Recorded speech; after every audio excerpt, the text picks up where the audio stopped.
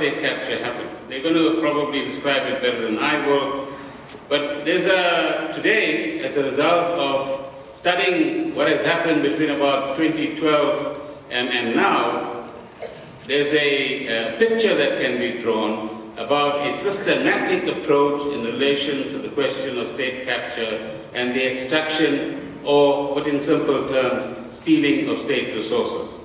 And that involves usually, firstly, ensuring that, for example, in state-owned entities, which has become very evident now, you change the board and put in the right people, change the chief executive, put in the right person, change the financial officer, and you saw them on TV the other day trying to justify the results of ESCOM, for example, which has been a major source of benefit for the extractors and capturers in our society.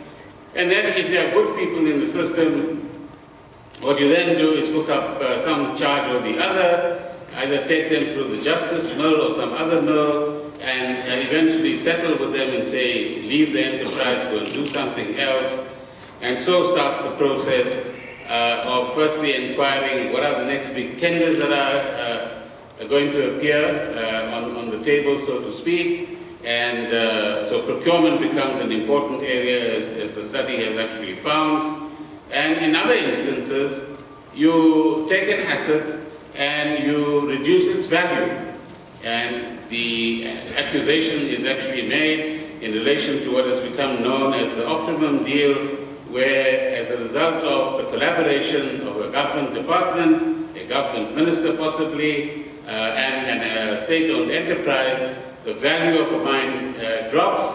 It's now cheap enough for somebody else to actually buy. But as we heard the other day, it's not just cheap enough to buy. You actually have a state-owned entity through its chief financial officer, in this case Mr. Singh, actually offering a guarantee to those who would want to borrow money in order to buy the mine.